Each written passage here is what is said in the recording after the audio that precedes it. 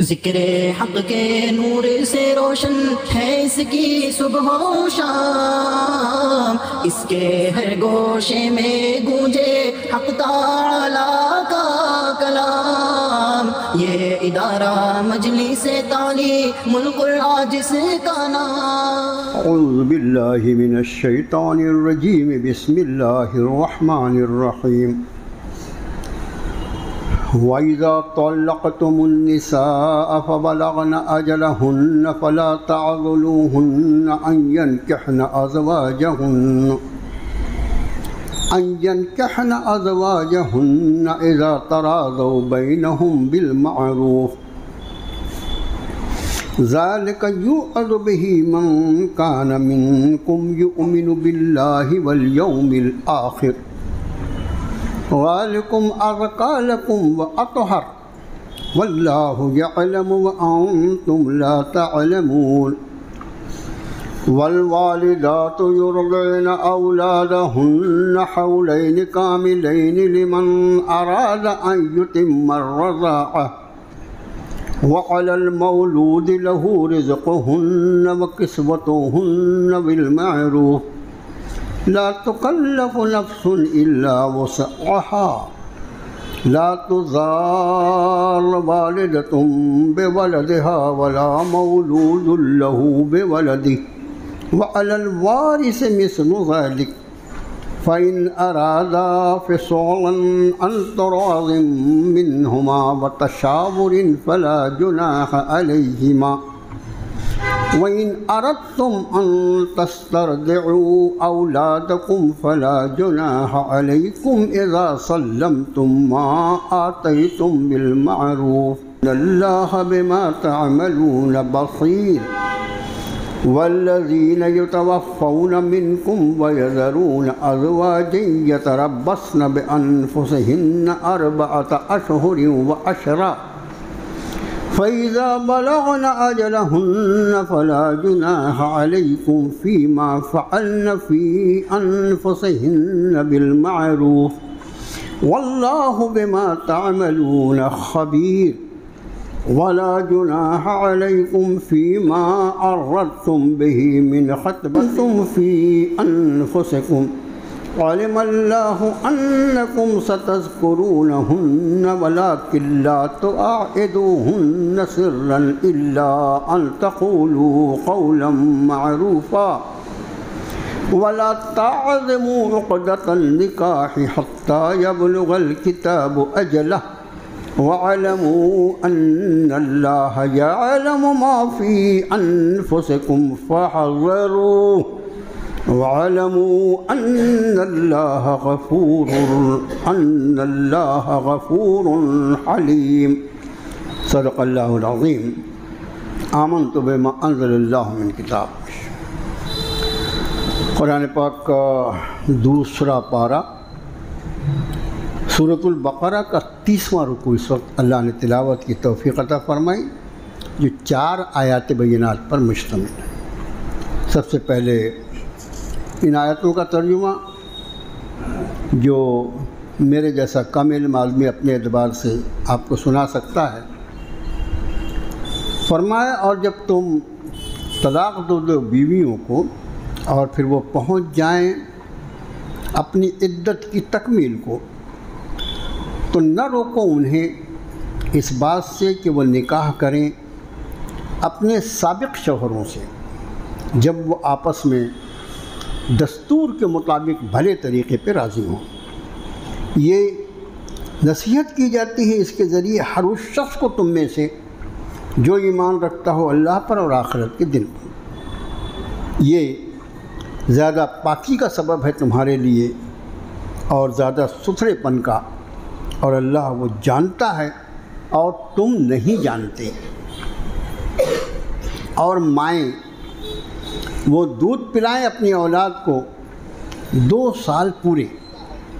جو کوئی ارادہ رکھتا ہو کہ وہ دودھ پلانے کی مدت پوری کرے، اور بچے کے لیے جس کا بچہ ہے یعنی باپ پر، اس کے ذمے ہوگا اس کا کھانا اور کپڑا اس مدت میں دستور کے مطابق۔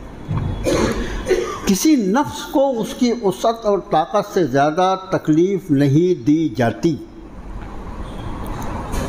نہ تکلیف دی جائے، نہ کوئی ضرر پہنچایا جائے والدہ کو اس کے بچے کی وجہ سے، اور نہ ہی والد کو اس کے بچے کی وجہ سے۔ اور ایسے ہی ہے کام اگر بچے کا باپ مر جائے تو اس کے وارثوں کے لیے بھی ہے۔ پھر اگر وہ دونوں یعنی ماں باپ دودھ چھڑانا چاہیں آپسی پسند سے، آپسی مشورے سے، تو بھی ان پر کوئی گناہ نہیں ہے، کوئی حرج نہیں ہے۔ اور اگر تم یہ چاہو کہ تمہاری اولاد کو تم کسی اور دایا سے دودھ پلاؤ، اس میں بھی تمہیں کوئی گناہ نہیں ہے، جبکہ جو کچھ طے شدہ ہے اس کو بھلے طریقے پر دے دیا جائے۔ ڈرتے رہو اللہ سے، جان لو کہ اللہ تمہارے اعمال کو دیکھ رہے ہیں۔ وہ لوگ جو وفات پا جائیں تم میں سے اور اپنے پیچھے بیویاں چھوڑ جائیں، تو ان بیویوں کو چاہیے کہ وہ اپنے آپ کو روکے رکھیں 4 مہینے 10 دن تک، اور پھر جب وہ پہنچ جائیں اپنی عدت کو یعنی عدت پوری کر لیں، پھر تم پر یعنی پوری امت مسلمہ پر کوئی گناہ نہیں، اس میں جو کچھ وہ اپنے آپ کے بارے میں کرنا چاہیں دستور کے مطابق، اور اللہ جو کچھ تم عمل کرتے ہو اس سے پوری طرح باخبر ہے۔ اور نہیں ہے تم پہ کوئی حرج اس میں کہ تم پیغام نکاح دبے چھپے الفاظ میں بیان کرو یا اسے چھپائے رکھو اپنے دل میں۔ اللہ جانتا ہے کہ تم تو اس بات کا تذکرہ کرو گے ہی، لیکن ان سے خفیہ طور پر نکاح کا وعدہ نہیں کرنا،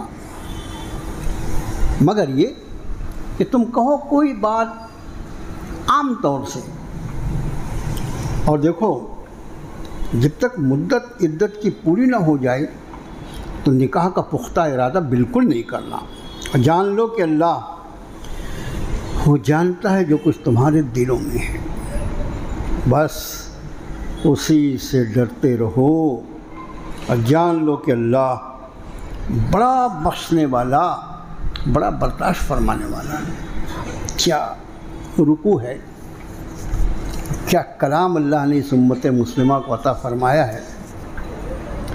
پچھلے رکوع سے بلکہ پچھلے سے پچھلے رکوع سے مسئلہ طلاق کا مضمون الحمدللہ ہمارے اور آپ کے زیر تلاوت ہے۔ قرآن شریف آپ الحمدللہ جب پڑھتے ہیں تو اللہ کا شکر ہے کہ آپ بھی اس بات کا احساس کریں گے اور اس کا آپ انکار نہیں کر سکتے کہ طلاق کے مسئلے کو جتنی تفصیل سے اللہ نے بیان فرمایا ہے اور جتنا وسیع مضمون طلاق کا اور عدت کا اور بچوں کو دودھ پلانے کا، خاتون کے دوسرے نکاح کا، طلاق صرف 2 بار ہوں، یہ سارے مضامین جتنی تفصیل کے ساتھ اللہ نے قرآن میں بیان فرمایا، اتنی تفصیل سے کوئی دوسرا مضمون نہیں بیان کیا گیا۔ اس کے بعد دوسرے نمبر پر جو ہے وہ سورۃ النساء میں تقسیم میراث ہے، پورا ایک طویل رکوع ہے کہ اللہ عز و جل نے خود جو ضروری وارث تھے ان کے حصے خود اللہ نے تقسیم فرما دیا۔ عجیب بات ہے کہ جس طلاق کے مضمون کو اللہ عز و جل اتنی تفصیل سے بیان فرماتے ہیں، اسی کے معاملے میں امت مسلمہ سب سے زیادہ ظالمانہ سلوک کرتی ہے۔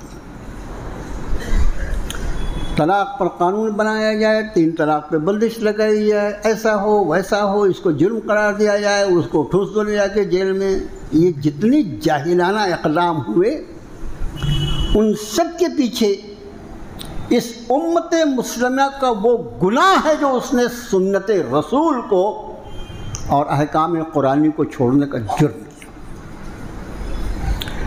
آج پچھلا مضمون آپ کے ذہن میں ہوگا، اسی کو دہرائیں تو پھر اس رکوع کا کیا ہوگا۔ آج جو پہلی آیت شریفہ ہے اس کا ایک شان نزول پہلے آپ سماعت فرما لیجیے، اس کو سننے میں، اس کے بعد مضمون کو سمجھنے میں انشاءاللہ آسانی ہوگی۔ ہم نہیں کہتے کہ بغیر شان نزول کے معلوم کیے قرآن کی آیت کا مفہوم اور معنی نہیں سمجھ میں آتا، بالکل سمجھ میں آتا ہے الحمدللہ۔ قرآن کی آیتیں جو ہیں ان کو سمجھنے کے لیے ان کے الفاظ کافی ہیں، لیکن شان نزول سے مضمون کو سمجھنے میں سہولت اور آسانی ہو جاتی ہے۔ پہلی آیت کے شان نزول میں یہ واقعہ ہوا جس کو مفسرین نے نقل کیا ہے۔ ایک صحابی رسول نے اپنی ہمشیرہ کو دوسرے صحابی کے نکاح میں دیا۔ زندگی کی گاڑی چل رہی تھی۔ کچھ دنوں کے بعد وہ صاحب جن کے نکاح میں یہ خاتون تھیں، صحابیہ تھیں، انہوں نے اپنی بیوی کو طلاق رجعی دے دیا۔ میں آپ سے عرض کیا کہ اہل رسالت میں طلاق رجعی ایک وقت میں ایک طلاق، اس سے زیادہ کا کوئی تصور ہی نہیں تھا۔ اور جو دو چار واقعات جو احادیث مبارکہ میں ملتے ہیں ان روایات کو پڑھو اور نبی کریم صلی اللہ علیہ وآلہ وسلم کا ان واقعات کے معاملے میں کیا رد عمل ہے اس کو دیکھو کہ یہ اللہ کے نزدیک کتنی ناپسندیدہ چیز ہے، ایک سے زیادہ طلاق ایک ساتھ دے دینا۔ بعض علماء نے اس کو حرام لکھا ہے، بعض علماء نے ایک نشست میں ایک سے زیادہ طلاق دینے کو حرام لکھا ہے۔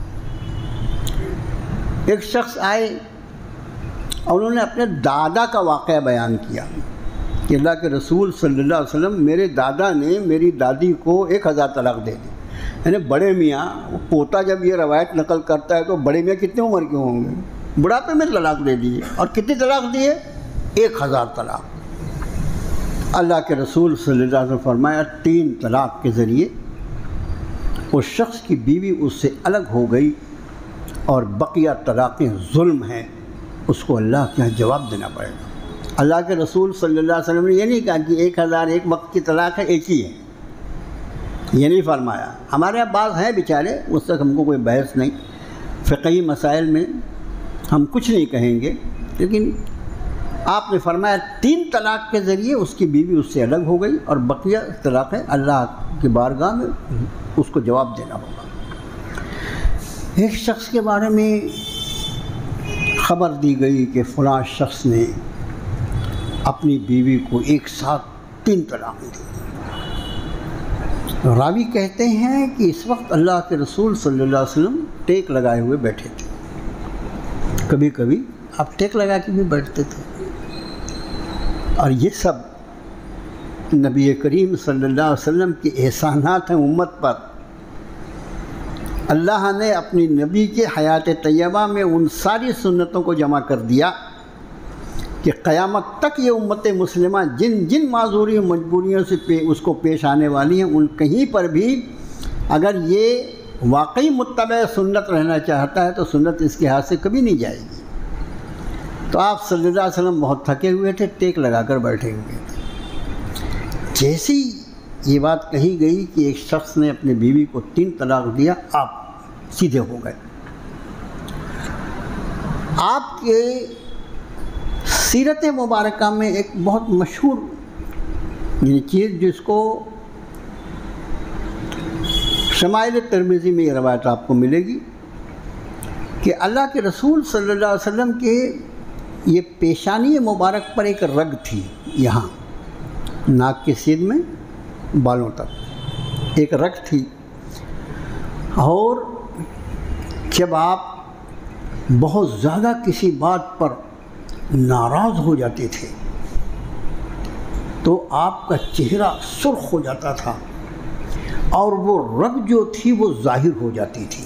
یعنی آپ کے غصے کا جب انتہا ہوتی تو وہ رگ آپ کے غصے کی وجہ سے ظاہر ہو جاتا۔ صحابہ تھر کانپنے لگتے کہ اس وقت آپ بہت ناراض ہیں۔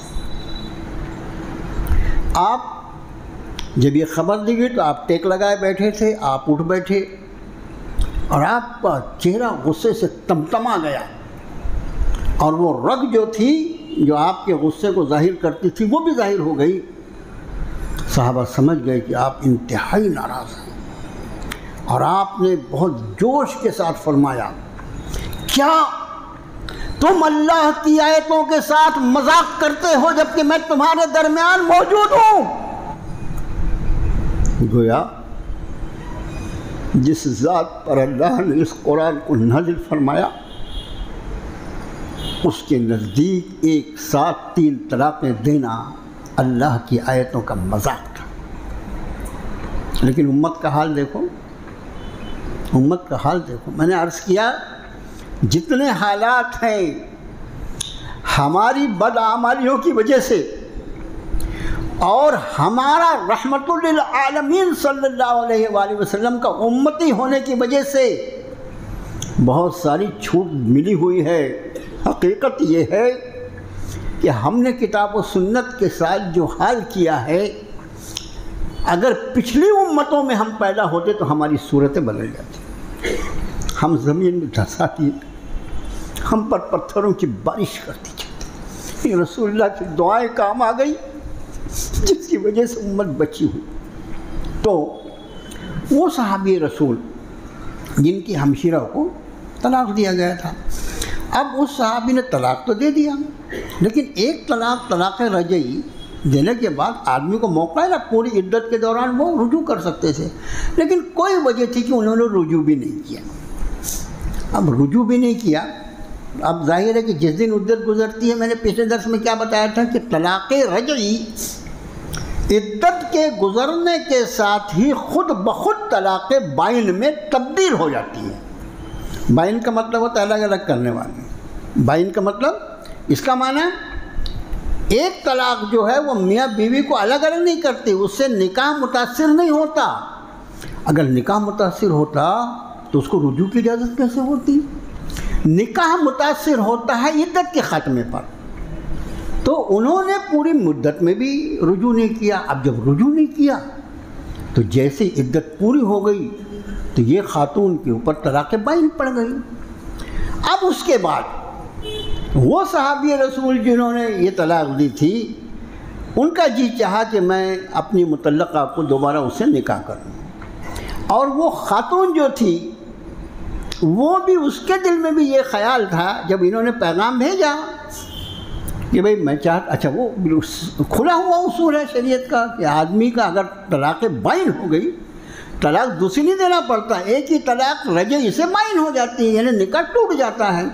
عدت کے اندر اگر رجوع کرتا تو اس کو نکاح نہیں کرنا پڑتا، عدت کے بعد اگر اس کو اپنے دوبارہ لانا چاہتا تو نکاح کرنا پڑے گا۔ عدت کے دن نکاح ٹوٹ گیا عدت کے پوری ہونے پر۔ تو انہوں نے پیغام بھیجا اپنی مطلقہ کے لیے، اور اس خاتون کے بھی دل میں، روایت میں آتا ہے اس خاتون کے دل میں بھی یہ بات تھی کہ پہلے شوہر سے میرا نکاح ہو جائے، تو اس لیے کہ طلاق کے بعد پھر عورت کو بھی سمجھ میں آ جاتا ہے کیا دال آٹے کا کیا بھاؤ ہے، یہ میاں جی کو بھی سمجھ میں آتا ہے، اس کو بھی سمجھ میں آتا ہے۔ لیکن وہ جب ایک ساتھ تماشا کر ڈالتے ہیں نا، ایسا فائر کرتے ہیں، اور اس کے بعد پھر مفتی صاحب کے پاس آگے بولتے راستہ نکالو، یعنی ہم اپنے آپ کو نہیں بدلیں گے، ہمارے لیے شریعت کو بدل لو، شریعت کو بدل۔ یعنی کیا کہنا چاہیے کہ کتنی جرأت ہے۔ یہ قرآن شریف نے جگہ فرمایا فما اصبرہم علی النار، ارے واہ، آگ پر کتنی ہمت بتا رہے ہیں۔ تو میرے بھائیوں، اب جب یہ نکاح کا انہوں نے پیغام بھیجا اور اس خاتون کے دل میں، لیکن بہرحال بھائی تھا، بھائی کے ہوتے ہوئے خود تھوڑی کو جواب دے سکتی تھی۔ بھائی نے کہا ہرگز نہیں، میں بالکل نہیں چاہتا کہ تو اس کے نکاح میں جا۔ اس نے پوری عدت کے مدت میں رجوع نہیں کیا، اب وہ تجھ سے نکاح دوبارہ کرنا چاہتا ہے۔ میں نے قسم کھا لیا کہ میں تیرے کو اس کے نکاح میں نہیں دوں گا، قسم کھا لیے۔ جب یہ واقعہ ہوا، حضرات صحابہ کی جو شان ہے، کتنے ایسے واقعات ہیں جن واقعات کے وقوع پذیر ہونے کے بعد اللہ نے احکام نازل فرما کر امت مسلمہ کے لیے آسانیاں فراہم فرما دی۔ پھر یہ آیت نازل ہوئی اس واقعے کے بعد، اور جب تم طلاق دے دو بیویوں کو، پھر وہ پہنچ جائیں اپنی عدت کو، یعنی عدت پوری کر لیں، تو نہ روکو انہیں اگر وہ نکاح کرنا چاہیں اپنے سابق شوہروں سے، اگر وہ آپس میں راضی ہیں۔ یعنی صحابی رکاوٹ بن رہے تھے، بھائی جو تھے وہ چاہتے تھے کہ میرے ناک کا مسئلہ ہے، لیکن رب کا حکم آیا کہ اگر اس طرح سے دونوں میاں بیوی معروف طریقے پر. بھئی اب عدت گزر گئی ہے، اب بغیر نکاح کے ایک جگہ نہیں ہو سکتا، اور نکاح کے لیے کوئی مسئلہ نہیں، سیدھا نکاح کرنا ہے. نیا مہر ہوگا، نیا مہر ہوگا، نیا نکاح ہوگا، بس اس کے علاوہ کچھ نہیں ہوگا. تو رب نے فرمایا ایسے حال میں جب وہ دونوں ایک دوسرے سے نکاح کرنا چاہیں تو فلا تعضلوہن، ان کو روکنا نہیں. وذالک یوعظ بہ من کان منکم یؤمن باللہ والیوم، یہ انداز قرآن کا ہے.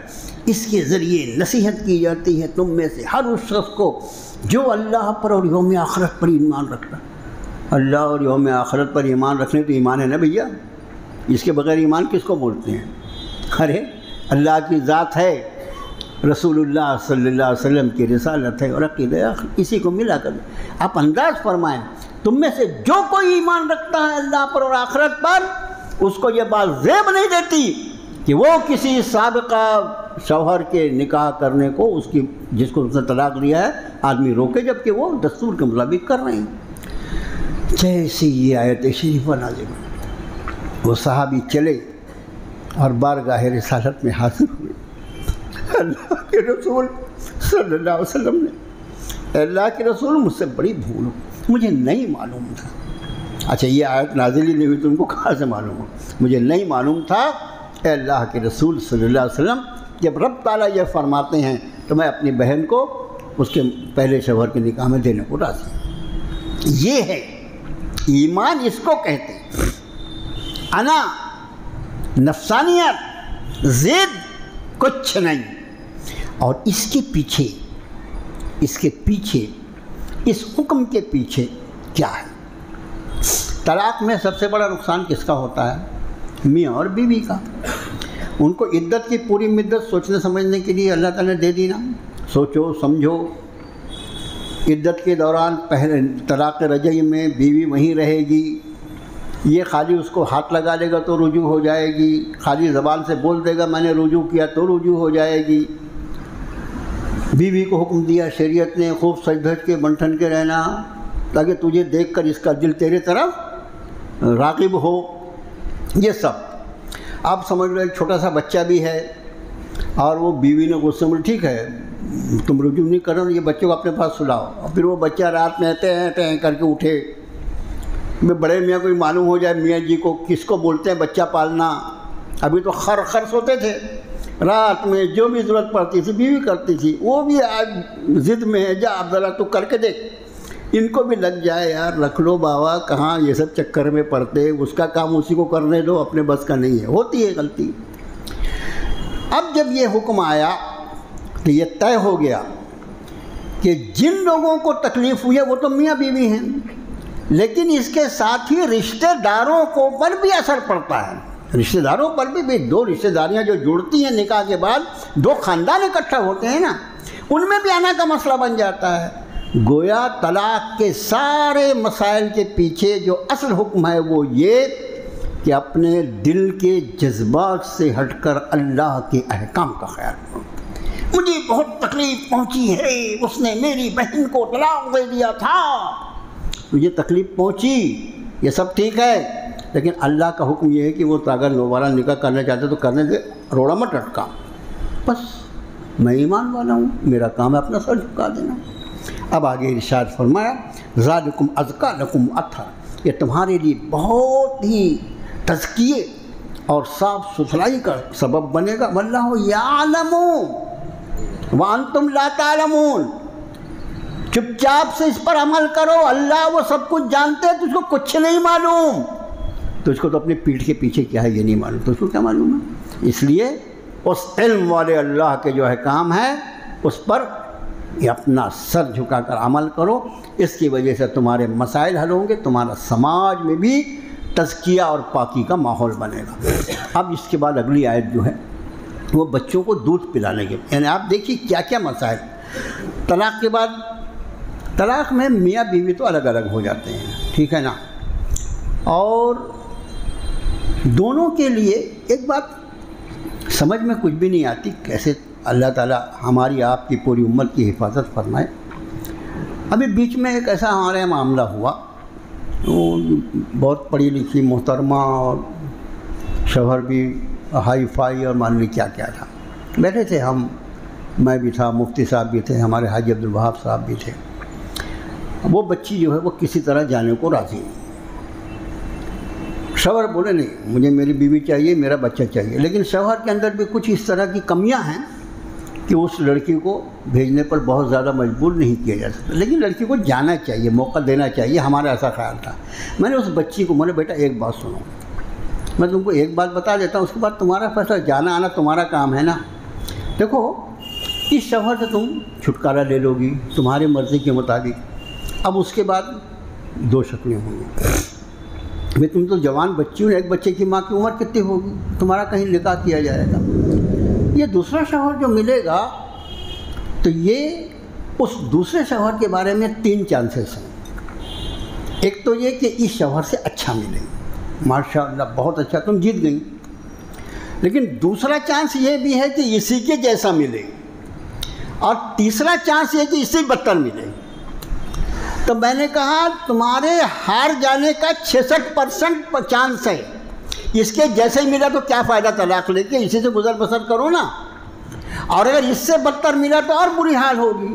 تو 66% جہاں پر آدمی کو اپنے لاس اور نقصان کا چانس ہو، اور 33% جو ہے وہاں پر تھوڑا جیت اور اچھائی کا، تو کائک مولا اتنا بڑا جوا کھیلتی ہو تم بابا، چلی جاؤ نا. اور سب سے بڑا نقصان میرے بھائیو طلاق کی حالت میں ہوتا ہے بچوں کا. بچوں کا مسئلہ بھی آتا ہے، لڑائی جھگڑے بھی ہوتے ہیں. اب بچہ جو ہے دیکھو، ہم اور آپ سب الحمدللہ اللہ نے ہم سب کی جو پرورش کروائی ہے، کریم آقا نے، رحیم مولا نے، غفور آقا نے ہماری پرورش، ہمارے ماں باپ، ماں کی قربانیاں، باپ کا سایہ عاطفت، اس کے درمیان ہم لوگ پل بڑھ کے بڑھے ہوئے ہیں. اللہ کے قانون میں یہ دونوں چیزیں بچے کی پرورش کے لیے ضروری ہیں. لیکن حالت طلاق میں یا تو اس کو ماں ملتی ہے یا تو باپ ملتا ہے، یا تو اس کو ماں ملتی ہے یا تو باپ ملتا ہے. دونوں تو نہیں مل سکتے نا، ان میں تو جدائی ہو گئی نا. اب مسئلہ آیا کہ بچہ دودھ پیتا ہے، بچہ دودھ پیتا ہے، اس کے مسئلے کو کیسے حل کیا جائے؟ وَالْوَالِدَاتُ يُرْضِعْنَ أَوْلَادَهُنَّ حَوْلَيْنِ كَامِلَيْنِ لِمَنْ أَرَادَ أَنْ يُتِمَّ الرَّضَاعَةَ. جو کوئی چاہتا ہے کہ وہ اپنے بچے کو پوری مدت دودھ پلائے، اس کے لیے چاہیے کہ اس کی بچوں کی والدین 2 سال پورا ان کو دودھ پلائیں. تو دودھ پلانے کی مدت کتنی ہے؟ 2 سال. 2 سال مدت ہے قرآن کی طرف سے دودھ پلانے کی. بعض فقہا نے دوسرے اور آیتوں اور احادیث مبارکہ کی روشنی میں اس کو 2.5 سال بنایا. 2.5 سال کے اوپر کوئی مدت نہیں ہے. دودھ کے جتنے مسائل ہیں، یعنی دودھ کا جو رشتہ ہوتا ہے، دودھ شریک بھائی دودھ شریک بہن جو کہتے ہیں، اس کے بارے میں خیال رہے کہ یہ رشتہ نکاح کے لیے اسی طرح حرام ہوتا ہے جیسے سگی بھائی بہن کا نکاح نہیں ہوتا. جیسے ایک خاتون ہے، اس کی اپنی اولادیں ہیں، بال بچے ہیں، لیکن اس کے کسی رشتہ دار میں کسی بچے کو ایسی ضرورت پیش آ گئی کہ اس بچے کو بھی اس نے اس کو دودھ پلا دیا. کب؟ 2 سال یا 2.5 سال کے اندر 2 سال یا 2.5 سال کے اندر اس خاتون نے اس کو دودھ پلا دیا. تو وہ جو دوسرا بچہ ہے، جس طرح اس کے سگے بچے یعنی بھائی بہن ایک دوسرے پر حرام ہیں، اسی طرح وہ بچہ یا بچی سے بھی ان کا نکاح حرام ہوگا. اس کا خیال رکھیں. لیکن کتنی مدت تک؟ صرف مدت رضاعت میں، صرف 2.5 سال کے اندر اگر کوئی کسی کا دودھ پیے تو، اور اس کے بعد اگر کوئی کسی کا دودھ پیے تو کوئی فرق نہیں پڑتا. ہمارے یہاں کچھ چیزیں جو ہم لوگوں کی نادانی کی وجہ سے، لا علمی کی وجہ سے اکثر آتے ہیں پوچھنے کے لیے، میاں بیوی دودھ پی سکتے ہیں کیا ایک دوسرے کا جھوٹا؟ ایک صاحب تو واقعی آئے میرے پاس، بولے حضرت، بولے ایسا کر سکتے ہیں کیا؟ بولے دونوں بھائی بہن نہیں بن جائیں گے؟ مولا بھائی بہن کب بنیں گے؟ جب بھینس ان کی اماں رہیں گی. جب ہاں اماں ہے، بھینس ہے کیا اس کی اماں؟ بابا نہیں، کچھ نہیں ہوتا. ایک دوسرے کا دودھ بالکل جھوٹا پی سکتی ہے میاں بیوی، اس لیے کہ وہ دودھ کا مسئلہ جو ہے وہ ماں کا دودھ اور مدت رضاعت میں، اس کے علاوہ کوئی پابندی نہیں ہے. آپ یہ سمجھ لیجیے. اب رب نے فرمایا کہ جو چاہتے ہیں کہ اپنی مدت پوری کریں 2 سال دودھ پلانے کی، تو 2 سال دودھ پلائیں. یتم الرضا، اگر وہ چاہتے ہیں کہ پوری مدت کریں، اس کا مطلب یہ ہے کہ آگے نیا حکم دے رہے وَعَلَى الْمَوْلُودِ لَهُ رِزْقُهُنَّ وَقِسْمَتُهُنَّ بِالْمَعْرُوفِ، یعنی یہ حالت طلاق کا بیان ہے کہ طلاق دے دیا بیوی کو، دودھ پیتا بچہ ہے، تو دودھ پیتا بچہ جو ہے اس دودھ پیتے بچے کو اس کی ماں دودھ پلائے، لیکن جب تک وہ اس کو دودھ پلائے گی اس دودھ پلانے کی مدت میں اس کا کھانا اور کپڑا، یعنی یہ کہہ لیجیے اس کا نفقہ، اس کے پورے اخراجات جو ہیں وہ اس شخص پر ہوں گے جس کا وہ بچہ ہے۔ مسئلہ ختم ہو گیا، وہ بچے کو دودھ ماں پلائے گی اور ماں کا خرچ جو ہوگا یہ کائے کے لیے دودھ پلائی ہے۔ یہ عدت جو ہے وہ تو وہی ہے جو پچھلے درس میں ہم نے کہا تھا، یا تو 3 مہینہ یا 3 ہے یا وضع حمل، وہی عدت ہے۔ لیکن یہ ایک بچے کا ایسا مسئلہ ہے جو چھوٹا بچہ ہے، اور کون سا بچہ؟ 2 سال کے اندر کا، اس کو اگر وہ خاتون دودھ پلا رہی ہے تو اس کے دودھ پلانے کی مدت میں شریعت یہ طے کرتی ہے کہ وَعَلَى الْمَوْلُودِ لَهُ، جس شخص کا بچہ ہے رِزْقُهُنَّ وَكِسْوَتُهُنَّ بِالْمَعْرُوفِ، اس کا کھانا اور اس کا کپڑا بھلے طریقے پر یعنی وہ آٹو والا ہے تو آٹو والے کے جیسا، اور وہ کروڑ پتی ہے تو کروڑ پتی کی جیسا۔ آگے فرمایا لا تکلف نفس الا وسعها، شریعت نے کسی بھی نفس کو، کسی انسان کو اس کی وسعت سے زیادہ تکلیف نہیں دی جاتی۔ لا تضار والدۃ بولدها، نہ والدہ کو اس کے بچے کی وجہ سے کوئی تکلیف پہنچائی جائے، ولا مولود له بولدہ، اور نہ باپ کو کوئی تکلیف پہنچائی جائے۔ امت کا کام ہے، پنچ کا کام ہے، سماج کا کام ہے کہ دونوں میں کسی طرح کا لڑائی جھگڑا نہ ہونے دیا جائے، ورنہ چونکہ طلاق ہوا ہے دونوں کا دل دکھا ہوا ہے، اس بچے کو عنوان بنا کر ایک دوسرے کو تکلیف پہنچانے کی کوشش نہ کریں، ورنہ دونوں کو منع کر دیا۔ وَعَلَى الْوَارِثِ مِثْلُ ذَلِكَ، یہاں تک کہ اگر بچے کے باپ کا انتقال ہو جائے کسی مدت رضاعت میں تو اس کے وارثوں کے اوپر، اس بچے کے وارث جو ہوں گے ان پر بھی اسی طرح کے احکام ہیں۔ فَإِنْ أَرَادَا فِصَالًا فَإِنْ أَرَادَا، الف کو کھینچنا پڑتا ہے اس لیے کہ وہ تثنیہ کا الف ہے۔ پھر اگر دونوں کا ارادہ ہو فِصَالًا، دودھ چھڑانے کا، عَنْ تَرَاضٍ مِّنْهُمَا، ان کی آپس کی رضامندی سے، وَتَشَاوُرٍ، اور مشورے سے، فَلَا جُنَاحَ عَلَيْهِمَا، ان دونوں پہ کوئی گناہ نہیں۔ مطلب دودھ پلانے کی زیادہ سے زیادہ مدت قرآن 2 سال بیان فرماتا ہے، لیکن دونوں میاں بیوی اگر آپس کے مشورے سے 2 سال سے پہلے بھی دودھ چھڑانا چاہے تو ان پر کوئی حرج نہیں ہے، ان کو اس کی اجازت ہے، حالت طلاق میں بھی اور حالت غیر طلاق میں بھی۔ اگر دودھ بچے کا پہلے چھڑا دیا جائے تو کوئی حرج نہیں۔ اب آج کل تو یہ دستور کمر ہو گیا ہے۔ اب دیکھیے کہ حضرت دائی حلیمہ کا نام کتنے مرتبہ آپ سنتے ہیں، یہ کون خاتون ہے؟ آپ صلی اللہ علیہ وسلم کو مکے سے وہ دور گاؤں میں جہاں وہ رہنے والی تھیں، اس لیے اس وقت کا ایک دستور یہ تھا کہ وہ یہ سمجھتے تھے، اور آج بھی یہ حقیقت ہے کہ ہمارے یہاں شہروں کی آب و ہوا اور شہر کا ماحول جو ہے وہ ہمیشہ آلودہ رہتا ہے، اور گاؤں کا ماحول پاک صاف رہتا ہے۔ تو وہ اس وقت یہ دستور تھا کہ بھی ہمارے بچوں کی پرورش گاؤں میں ہونا چاہیے، وہاں قدرتی سب کچھ ہوتا ہے۔ حالانکہ بتائیے 1500 سال پہلے کا معاملہ ہے، اور ابھی تو اللہ کی پناہ۔ تو یہ دستور تھا دوسری خاتون، لیکن جب کسی خاتون نے کسی کو دودھ پلایا تو اس کی اولاد، اور یہ دونوں دودھ شریک بھائی بہن ہوں گے، ان کا نکاح کبھی بھی نہیں ہو سکے گا، اس کا خیال۔ اب یہاں پر فرمایا کہ آپس کے مشورے سے اگر 2 سال کے پہلے بھی دودھ چھڑا دیں۔ ابھی تو دائی کا پورا کام جو ہے وہ ہمارے امول والے یا دوسری کمپنیاں کرتی ہیں، ہے نا، وہ دودھ پلانے کا انہوں نے اپنے ذمے لے، دایا بن گئے ہو۔ یعنی بڑے کمپنی ہے جوتا بنانے والا، اگر اس کو جوتا بنانے والا بول دو تو وہ ناراض نہیں ہوگا، اور یہ دودھ بنا کے پلا رہے ہیں، جو دائے کا کام ہے وہ یہ کرتے ہیں۔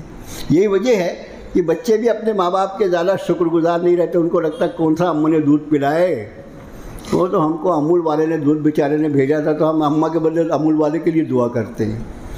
یہ فرمایا کہ 2 سال سے پہلے بھی اگر کوئی دودھ چھڑانا چاہے تو اس پہ کوئی گناہ نہیں۔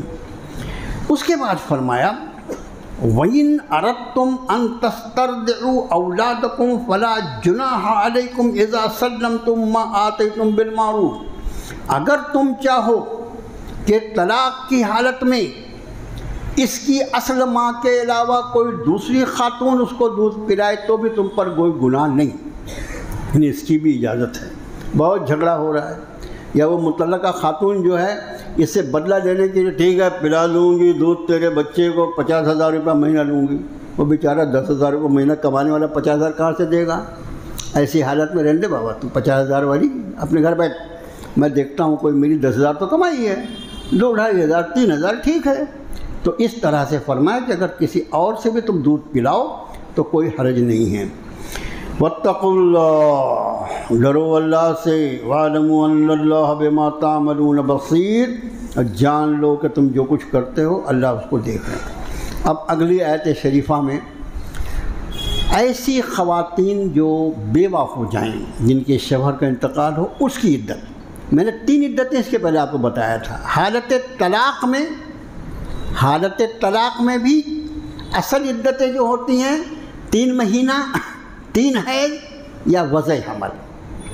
یہاں پر اب ایک مسئلہ یہ ہے کہ ایک شخص انتقال کر گیا، وَالَّذِينَ يَتَوَفَّوْنَ مِنْكُمْ، وہ لوگ جو تم میں سے وفات پا جائیں، ہم سب کو وفات پانا ہے، وَيَذَرُونَ أَزْوَاجًا، اور اپنے پیچھے بیویاں چھوڑ جائیں، يَتَرَبَّصْنَ بِأَنفُسِهِنَّ 4 أَشْهُرٍ وَعَشْرًا، تو یہ عورتوں کو چاہیے جن کے شوہر کا انتقال ہوا کہ وہ 4 مہینے 10 دن انتظار کرتی رہیں۔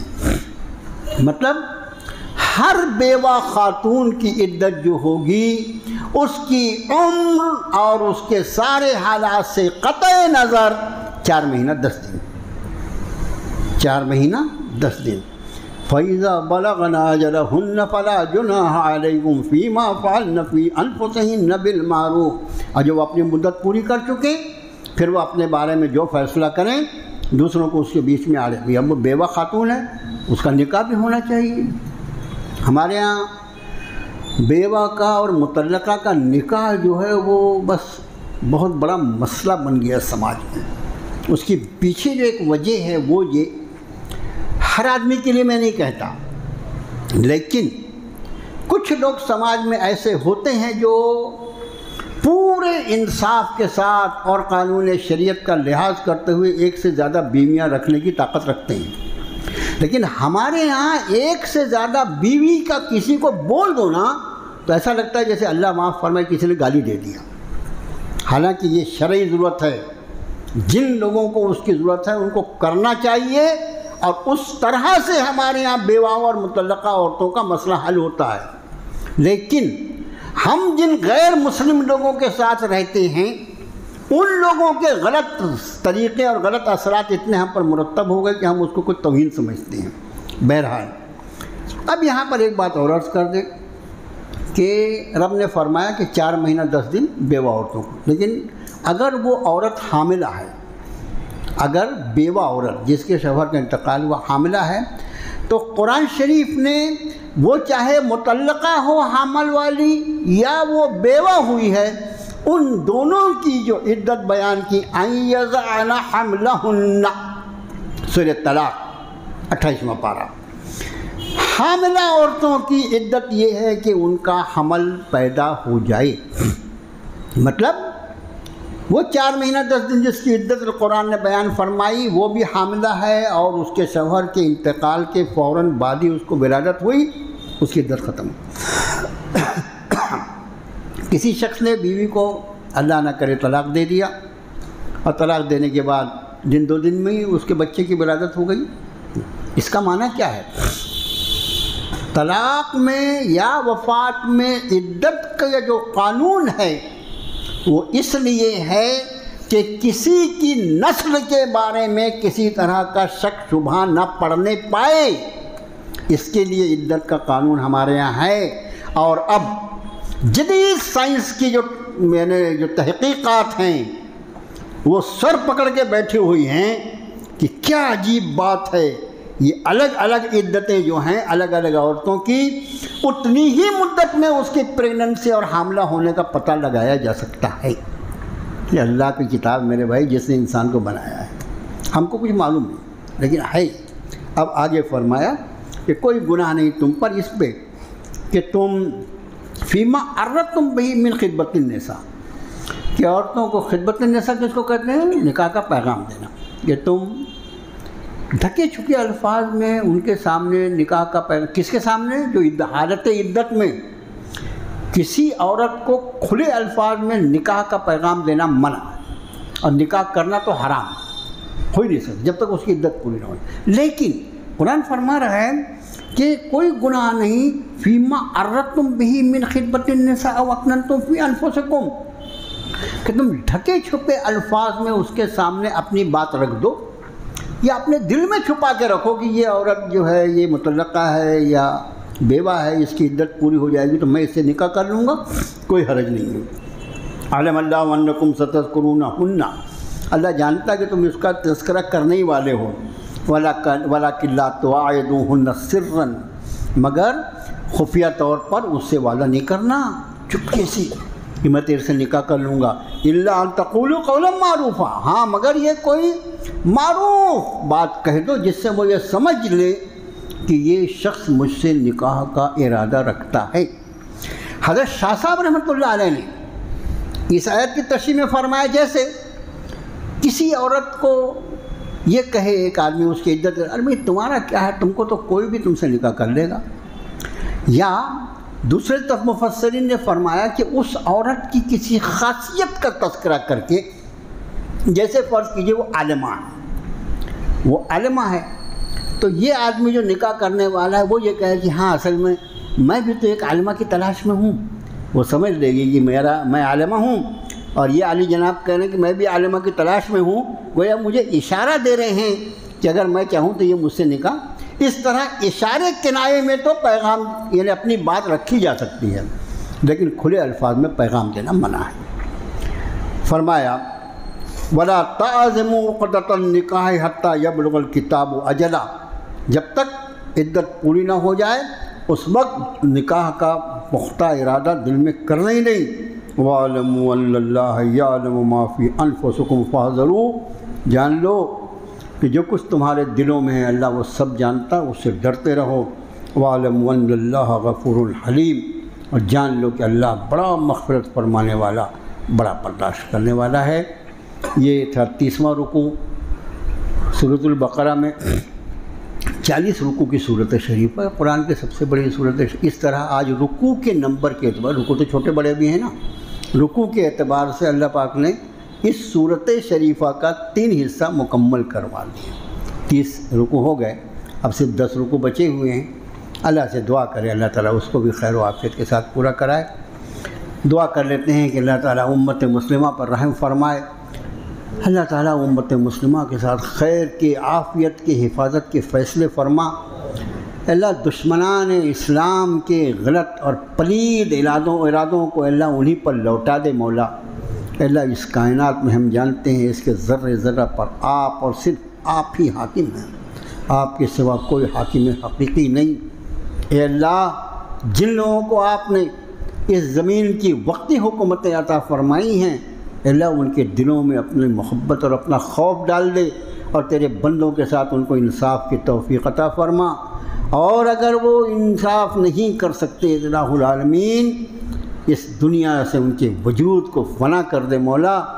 تیری زمین ظلم سے بھر گئی اللہ، اے اللہ سارا ظلم صرف تیرے ایمان والے بندوں پر، ان کا کیا قصور ہے اس کے سوا کہ انہوں نے تجھے اپنا معبود مانا ہے، انہوں نے تیرے سامنے اپنے سر کو جھکایا ہے، تیرے سوا کسی سے دعا نہیں کرتے، تیرے سوا کسی سے امید نہیں لگاتا۔ اللہ تیری توحید کے قائل ہیں، تیرے نبی کی رسالت کے قائل ہیں، تیرے قرآن کی حقانیت کے قائل ہیں، اور اس کے قائل ہیں کہ کل تیری بارگاہ میں جواب دہ ہونا ہے۔ اے اللہ کیا اس کی سزا ان کو دے رہے ہیں یہ لوگ؟ الہ العالمین اب اپنے کریمانہ فیصلے نازل فرما دے مولا۔ اللہ اپنے کرم کی بھیک دے دے مولا۔ اللہ ہم سب کے سب بھکاری ہیں، اور آپ نے ارشاد فرمایا یا ایھا الناس انتم الفقراء الی اللہ واللہ هو الغنی الحمید، اے انسانوں تم سب کے سب اللہ کی بارگاہ میں فقیر ہو، اللہ ہی اکیلا ہے جو غنی بھی ہے اور حامد بھی ہے۔ اے اللہ ہم تیرے فقیر بندے، اے اللہ تجھ سے تیرے کرم کی بھیک مانگتے ہیں۔ اے اللہ امت مسلمہ پر کرم فرما، رحم فرما، ان پر حفاظت کے فیصلے نازل فرما، ان کی جان مال عزت آبرو، ان کی مساجد، ان کے مدارس، ان کی خانقاہیں، ان کے گھر بار، اے اللہ ہر چیز کو اپنی حفاظت میں رکھیو، اور دشمنان اسلام سے اے اللہ اپنی شان کے مطابق آپ نمٹ لیجئے۔ وصلی اللہ تعالی علی خیر خلقہ محمد وآلہ وصحبہ اجمعین۔